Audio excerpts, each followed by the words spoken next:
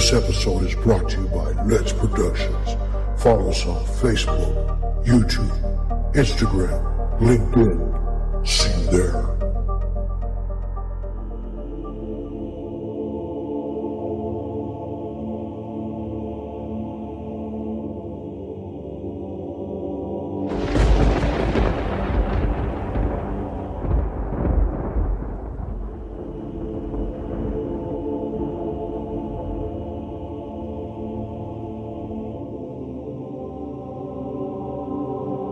There are people who have recognized what severely distorted space does, the effect that severely distorted fabric of space and time.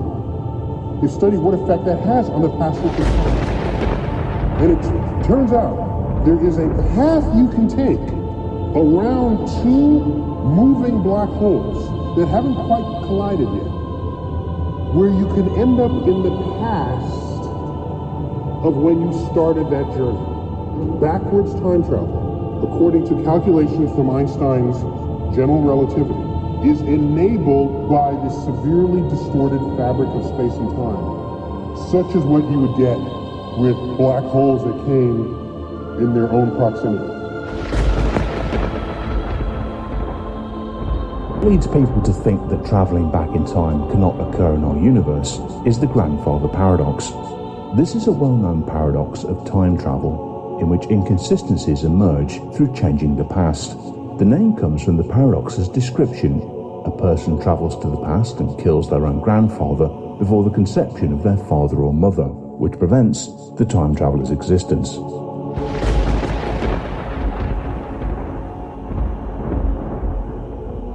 While some physicists argue whether time travel is possible, theoretical physicist Carlo Rovelli thinks that time is in fact an illusion, and our reality is just a complex network of events into which we project sequences of past, present and future. Alien Strand Podcast.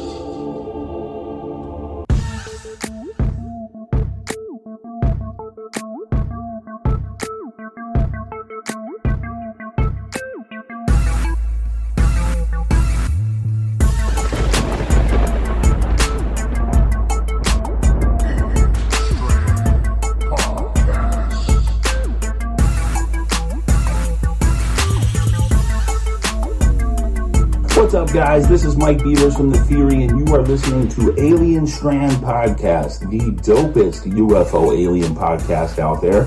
And if you want to find out about me, just go on YouTube and search UFOs over U of O or The Theory with Mike Beavers. Stay tuned, guys. Hi, everybody, and welcome to another episode of Alien Strand Podcast. I'm your host, Donald Ledesma, and welcome to today's show. It's going to be an interesting one. That's a fact. So I just want to welcome everybody to Alien Strand and, just spread the word of Alien Strand Podcast. We're like at 25, 26 platforms, or maybe more now. It's just growing every day. And I really appreciate that from everyone, that just loves to listen. I get a lot of instant messages from a lot of my friends and people from all over the world just listening to Alien Strand, and thank you for that. Thank you for listening and catching up to all the shows. A lot of times I'll go back and they'll just go back and play a couple of the past podcasts just to get a refresher on that good information that was put out there, right? So you can catch us on Tumblr, Twitter, Instagram, YouTube, and alienstrand.com. Check us out there. Give us a like. We're on YouTube as well. Subscribe, even on any platform that you're listening to us on, as far as like iHeartRadio, Spotify, any of those major ones, Deezer, Castbox. If you're listening to us on any of those big ones, it doesn't really matter. Just hit a like or follow, and we really appreciate that. So that way, when a new podcast comes out, you'll be able to catch it right away, and I'm sure it'll give you a little notice there that there's a podcast out, right? Just like today. So also, Alien Strand does have their own platform. So we have our own platform, right? So, and it's free. Right now it's on Google Play. You can download it. Just search alienstrand.com or go to search Alien Strand there on your Google Play, and you'll be able to find the player there. And what it does is once you download it, you sign in, right? Once you sign in, you'll be able to leave comments and all that stuff that's on each one of those episodes. Even when I go live every once in a while, you can interact with me as I am talking just like a live radio show, right? So an Alien Strand podcast is here to give you all the information that we have, and things that are out there that we just don't understand sometimes, right? And even things of the unknown, as far as like Bigfoot, UFOs, aliens, conspiracy theories. We have all kinds of things that are happening now, and it's just we try to put things together sometimes, and even though a lot of these older abduction stories that I talk about and I reference to a lot, and because it has a lot of merit to a lot of these older stories, and usually with these stories you can almost kind of put that puzzle together as far as finding out about these extraterrestrials or Sasquatch or Bigfoot or anything like that, right? So Alien Strand podcast is part of the ufology community, right? And we have a lot of friends out there, a lot of groups, that we interact with, especially with the Extraterrestrial and Strange Happenings group, with Ani Ball and Jody and all those friends and family out there. Really good, great group to just kind of analyze a lot of footage there, and that's what they do on that one. They're very strict about stuff. So if you're going to be a troll and talk down things and blah blah this or whatever, they'll take you right off, okay? So, but their site and their group is an actually really good group. They'll teach you how to do these things and use a lot of filters, and they'll show you programs and what you can use yourself so you can follow along with ufology, right? Because it's like a big let's just say like a big science project, right, that we're trying to do, and we're trying to figure out what exactly is out there or how to interact with these things when they come upon us, right? So, and that's what I try to do here, as a host here. I'm Donald Ledesma, so I try to do a lot of these things to give you the information that it's a possibility that it'll help you open your mind, right? So you have to have an open mind in order to kind of get into ufology, right? Can't just be closed-minded, because then you'll have a harder time trying to figure it out, right? Just like anything else. So here we don't try to push it on you or anything like that. We just want you to get the information, and then you figure out for yourself, right? So if you go to our Facebook page, right, I usually post a lot of information, a lot of UFO crafts that I do take off of other sites, and I share because they love sharing, and I keep Alien Strand a very shareable platform, so that way you guys can just share the information from them to other folks that are interested in ufology or just the unknown. I mean, we even do like spirits and ghosts and stuff like that too, right? So we do everything, as far as history as well. I love Egypt. That's why you'll always see a lot of Egyptology, I guess, a lot of stuff there on Egyptian culture and what they did back then during the pyramids, so you'll catch a lot of information there. So please go to the Facebook page, check that out, give us a like, share it with a bunch of your friends, share these podcasts with a lot of your friends, and that way, we can get out there to as many people as we can. We're all over the world right now, and I really appreciate everybody doing that and just getting the information out, okay?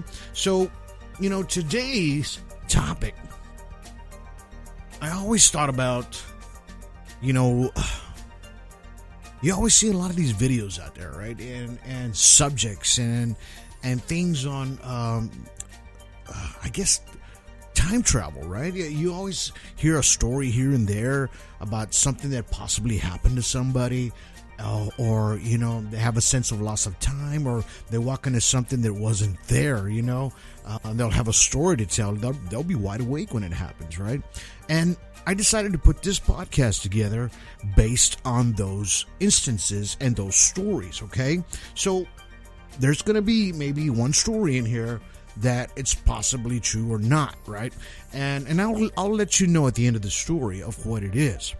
But there's just a lot of information on quantum and what it means and what it means to possibly time travel, right? Is it a possibility? Well, yeah, I think Einstein, he proved general relativity. They always tried to figure out if his theory was correct, and all the information that he gave us out there was enough to prove that it is possible, right? So what if you don't have to go to a speed of light in order to travel forward or back? What if you don't have to go through a wormhole or anything like that to experience something? What if something on Earth just mysteriously appears and you happen to walk into it? Just for that split second, it allows you to do that. What if that is a possibility? And you might be able to, because there's stories out there of this actually happening to folks out there, right? So, people always say quantum. The definition of quantum is the minimum amount of physical entity involved in an interaction of photons into a single quantum of light or any other form of electronic radiation, right? Quantization of energy, and its influence of how energy and matter interact, right? Which was called quantum electrodynamics, and is a part of a fundamental framework for understanding and describing nature. And it was actually found in the 1900s, this definition and what it is, by Max Planck. And they called it quanta of matter and electricity, right? So basically, it's all it's saying is there's a large or possible electronic magnetic field of a possible source, right? And with enough energy, it allows you to possibly travel, right? Or go forward or back. Almost like a wormhole.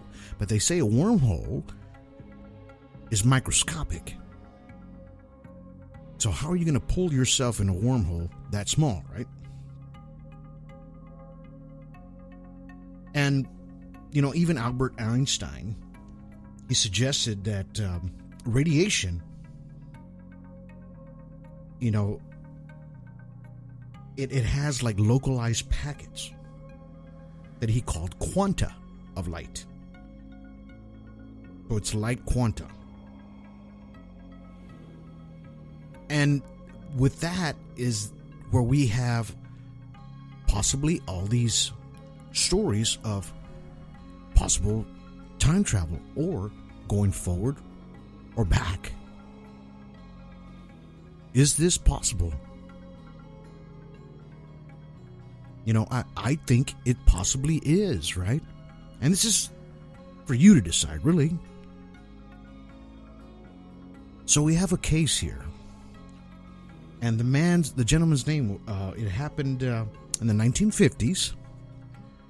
His name was Rudolph Fentz. They say a guy with a mutton chop, sideburns, and Victorian clothes just appeared in the middle of the street. They say he came out in the middle of nowhere, in the middle of Times Square. They say the man looked startled. By the time he looked up, he was run over by a car, and he was killed. So when they retrieved his body and took him back to the morgue or the hospital at the time, they searched his body, his clothes. They noticed that he had like earlier 19th century money, as well as documents dating back to 1876. And none of the documents, they said it didn't appear to have aged a day, right? So these documents were like somebody had just written them or typed them out, or probably written them back in the day. They didn't look weathered or anything like that, right? So that's what got their attention, is especially on the documents.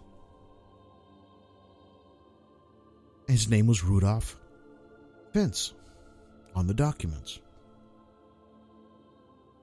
Later, they attempted to track down his family, right? They had a hard time trying to find these people. Now, back then, was no internet, none of that good stuff, right? Everything was done manually, knocking on doors, asking people. So they found a Mrs. Rudolph, who was the widow of the dead man's son. And she says that her husband, which was that dead man's son, he claimed that his father disappeared one day in 1876 and never returned. So they were surprised at that moment, right? I'm sure as anyone else would be like, whoa, how did this happen?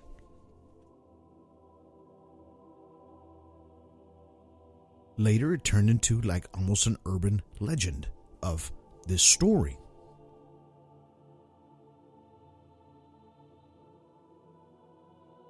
I mean, do you believe that something like that could happen to somebody?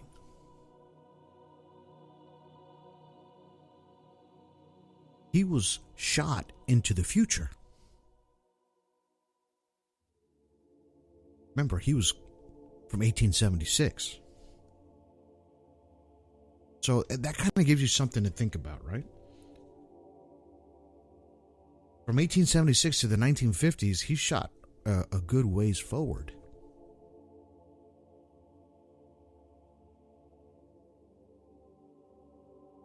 Can that happen? Well, here's another story. There's a Royal Air Force commander. His name was Sir Robert Goddard. He said he was flying over an abandoned RAF station, DREM, D-R-E-M, in Scotland in 1935. And he claims that he entered a time slip of some sort. He says the airfield I flew over was decommissioned after World War I.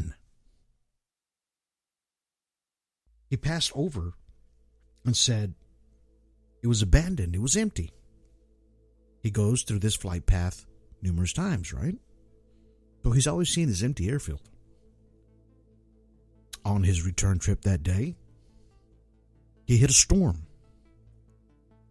He says, I struggled to regain control of the airplane. He said right after the storm ceased, he looked down at amazement on the airfield. He says it was in use. It had aircraft on it, on the ground, with engineers milling around, he says. So he looked down over the, through his airplane, looked down, and he sees same place, but it was full of airplanes, engineers, pilots, everybody was walking around down there. He says seconds later, the storm appeared again, and he fought to keep control. He made it home safely that night.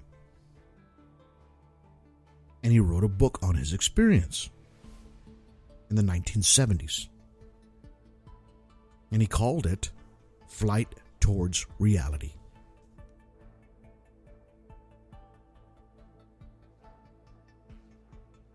He says, strangely, that airfield was recommissioned in 1939 to prepare for World War II. Right? Just think about that just for a second. Was he looking at the future? Or was he looking at the past? World War I and World War II weren't that far as years of separations, right? So I'm sure that probably the aircraft, they changed somewhat. Do you think he was looking at the future or the past? And how does this happen, right? Could he have traveled in a sense, or just maybe saw a glimpse of the past? In other words, you hear people talk about dimensions, right? Different dimensions. Could he have seen an alternate dimension? Or could he have seen something of the future? Right? Anything could be possible through Einstein's theory, right? So here's another story.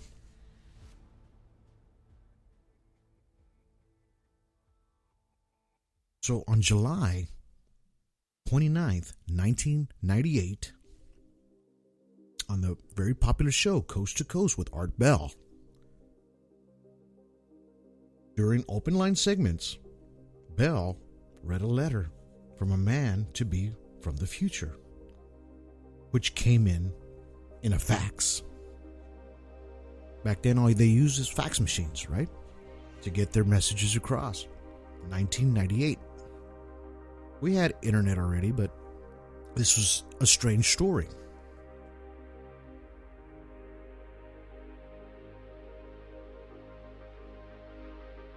So Art Bell read the letter on the air, and it says, "Dear Art, I had to fax when I heard time travelers calling in from any time past the year 2500 AD.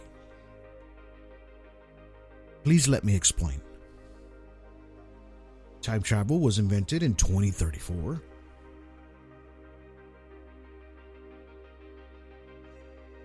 It's offshoots of certain successful fusion reactor research allowed scientists at CERN to produce the world's first singularity engine. The basic design of values of rotating singularities inside a magnetic field. By altering the speed and direction of the rotation, you can travel forward and backward in time. And itself can be understood in terms of connected lines. When you go back in time, you travel on your original timeline. When you turn the singularity engine off, a new timeline is created due to the fact that you and your time machine are now there.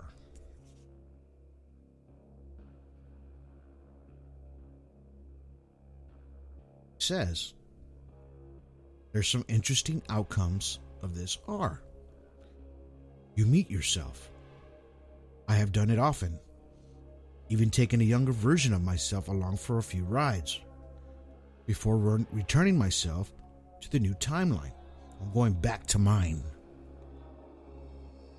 You can alter history in the new universe that you just created.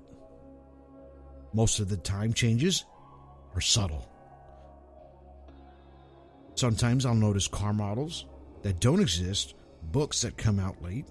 Unfortunately, it was also discovered that anyone going forward in time from 2036 hit a brick wall in the year 2564.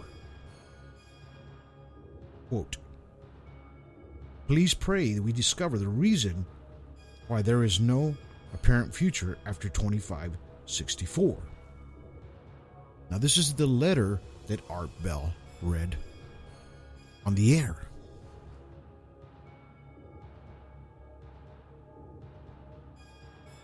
Now, after the years, he kept on getting faxes from here and there. He also got a few people claiming they were him as well. Okay, the name is John Teeter.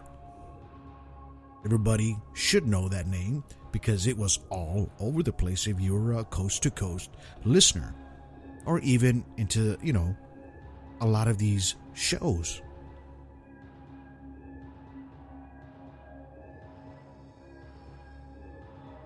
But later,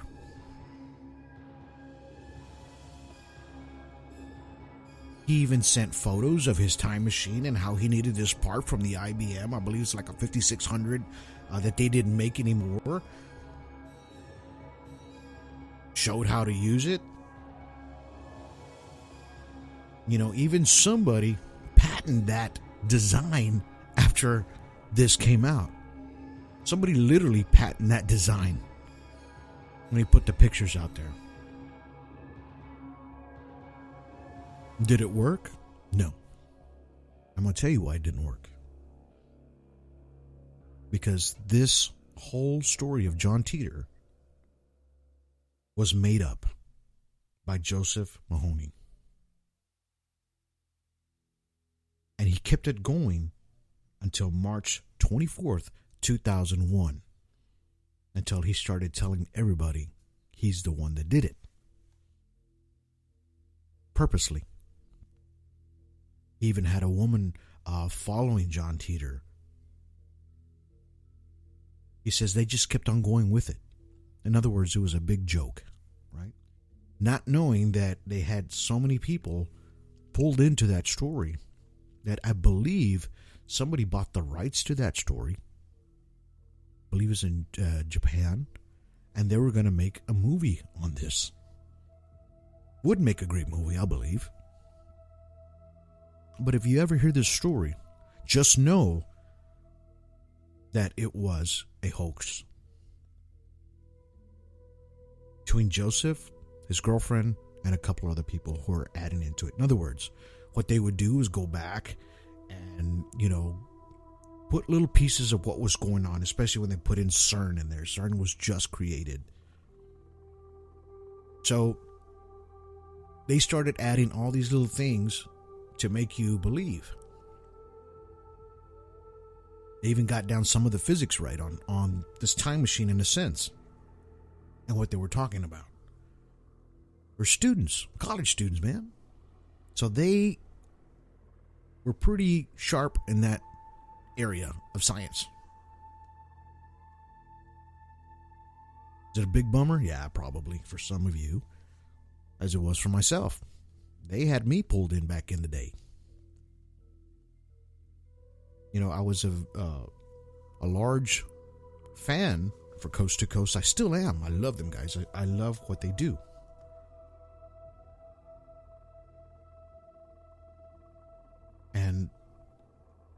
But not everything is like that.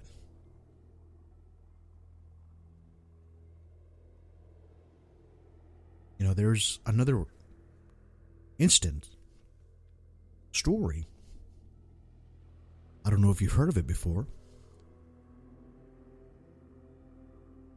but it's called Project Pegasus. And this gentleman claims, his name was Andrew Wagallo, in 2004 made this claim. He said, I was working with this Project Pegasus with time travel and experiments. And I don't know if you've seen this photo, but he claims there's a famous photo of him as a young boy in Gettysburg in 1863. You'll see him there standing in the middle, and I believe he was wearing extra large shoes because he said he couldn't find any that fit him, so they gave him some big shoes to put on so he can travel back to that area. And he saw the Gettysburg Address. Claimed that the technology that they got the information from on how to build this was developed from the work of Nikola Tesla.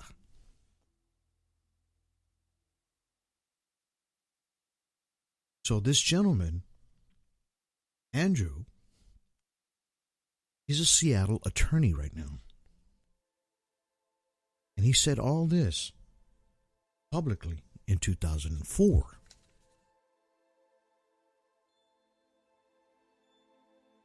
Claims he was between the ages of 7 and 12 when all this was happening, when he participated in this program. They worked on teleportation, time travel, and they were all with DARPA, Defense Advanced Research Project Agency. That's what DARPA stands for.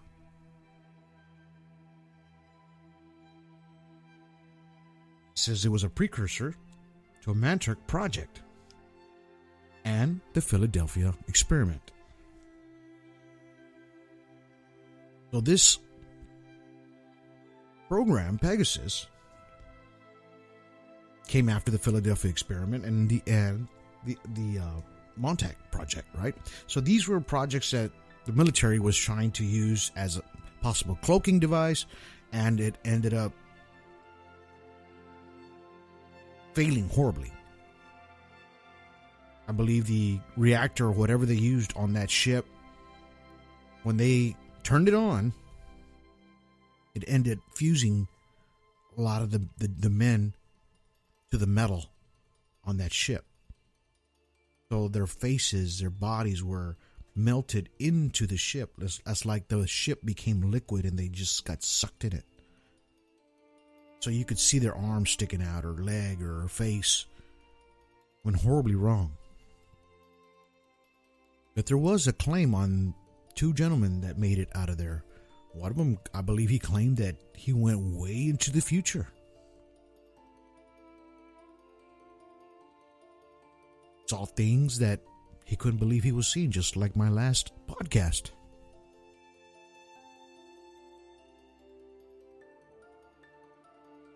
So this program began in the 1970s, right?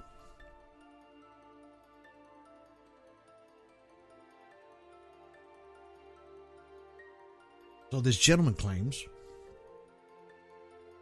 that he traveled to the Ford Theater on the night of Lincoln's assassination. He says, I traveled there at least 5 or 6 times. That's why he was captured in that photograph in 1863.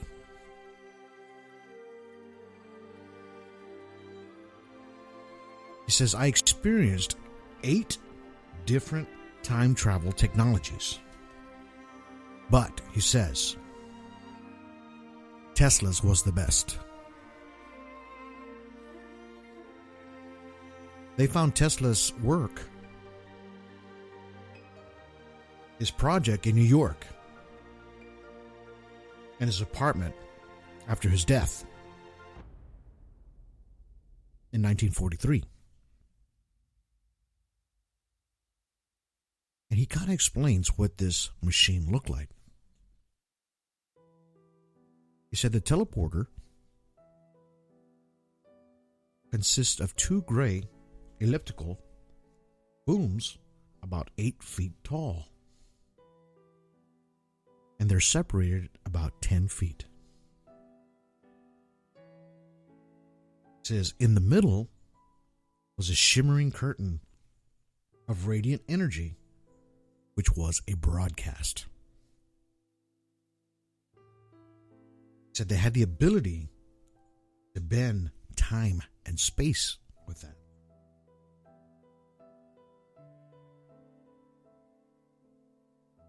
It says each visit was different.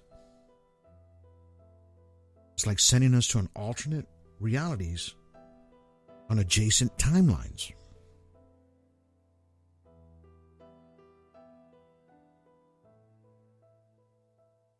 So for about 70 years now, U.S. government has concealed this technology.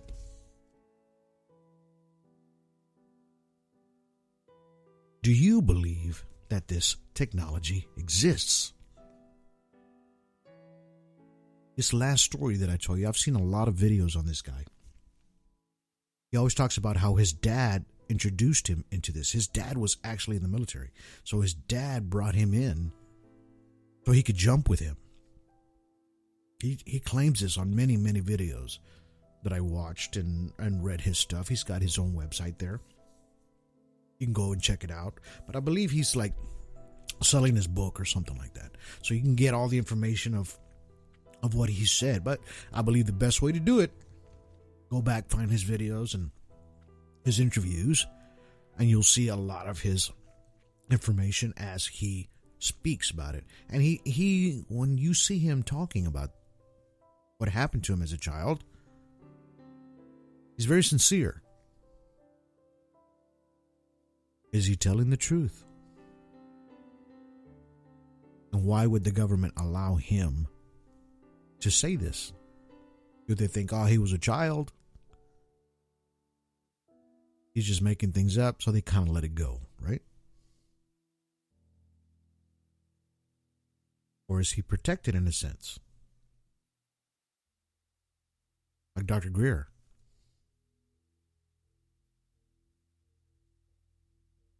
You know, these people that experience all these things, especially with government cover-ups or just technologies that are beyond our belief, they tell us these stories in parts, small parts. I'm sure they're restricted on getting into detail on things, right? So there's a strong possibility that these people are telling the truth.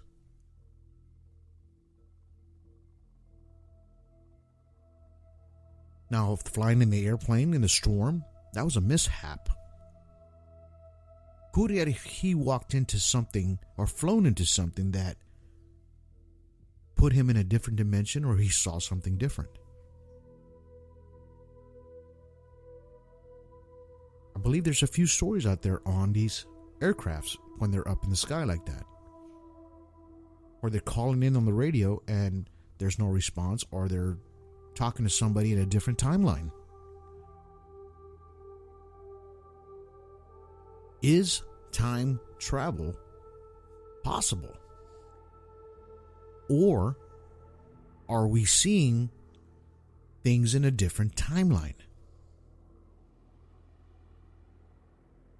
It's just like if you get your hand, right? Stretch it out in front of you. Put your other hand on top of that hand, about 4 inches above it. That's another timeline, right? Now move it to the right. Move one of your hands to the right. Now you have two timelines, right? What if you're seeing, if your hand goes over the other one again, that you're seeing the same thing but in a different timeline, right? Is that possible? I believe it is. You know, we have stories of the Bermuda Triangle. How is this happening, right? How do they know what's happening in the Bermuda Triangle? They still can't figure that out, right?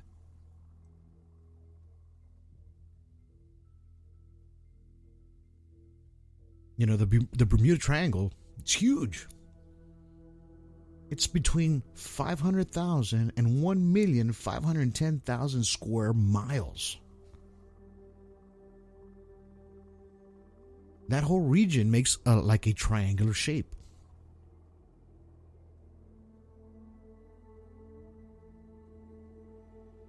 You know, it's ships disappear there. Planes disappear there without a trace. They claim that there's a strong electronic magnetic field there.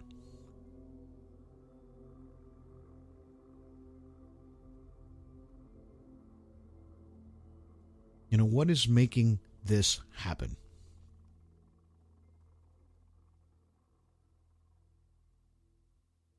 There says there's an agonic line that passes through the Bermuda Triangle, right? ever since the 20th century that they're figuring this out.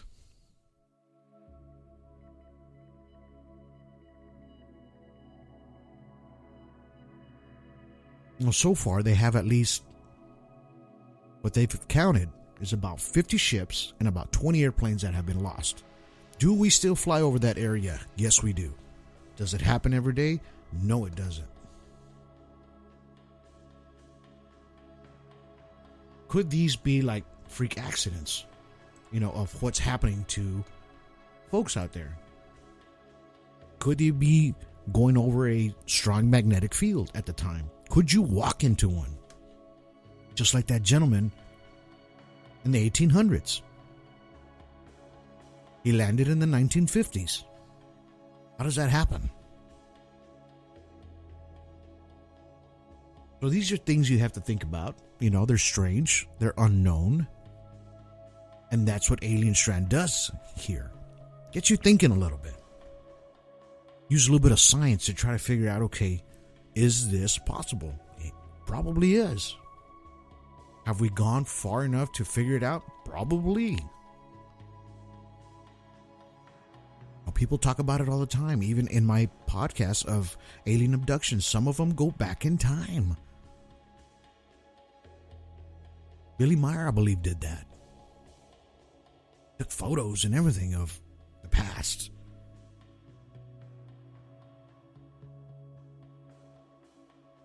Do these craft of UFOs or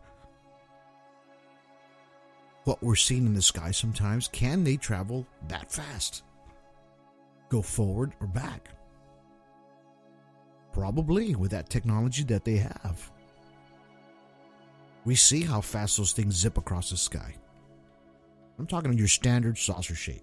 None of this Millennium Falcon, X-Wing fighter looking things that you see in the sky.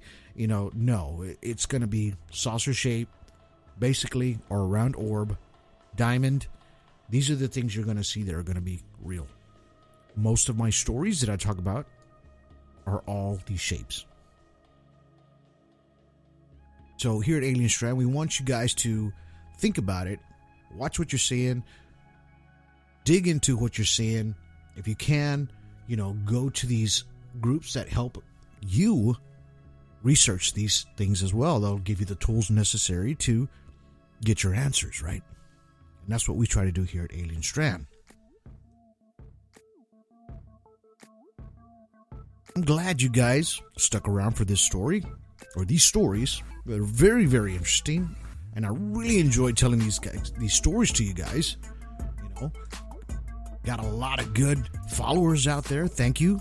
Like I said, click a like, give us a thumbs up, get the Alien Strand app, download it, sign in, and give us some comments there. Share Alien Strand to everyone that you can out there.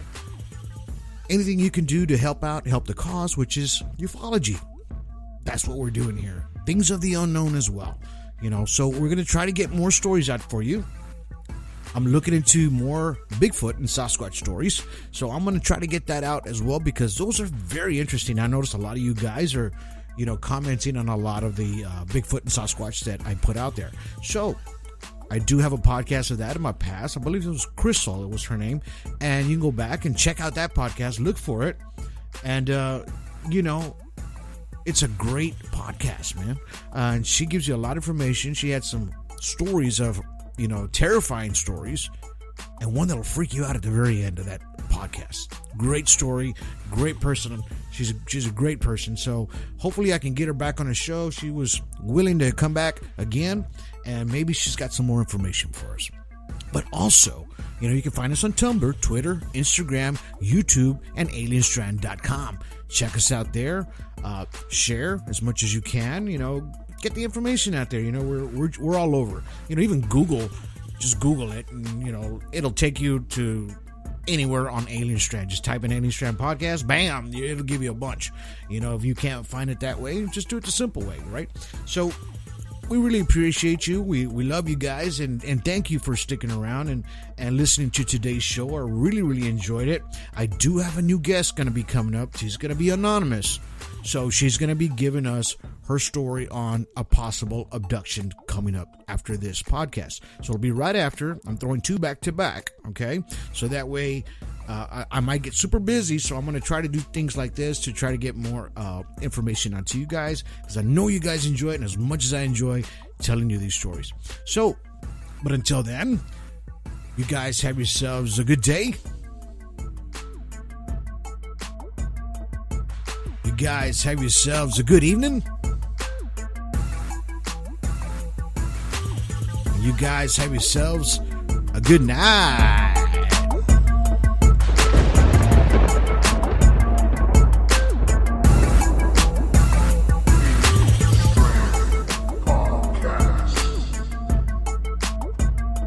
Hi, this is Kelly Green with Realty Executives, Coastal Bend in Corpus Christi, Texas. And you're listening to the Alien Strand podcast with Donald Ledesma. Buying or selling, visit me at kellygreenrealtor.com or visit me on my Facebook page, Kelly Green Realtor. See you there.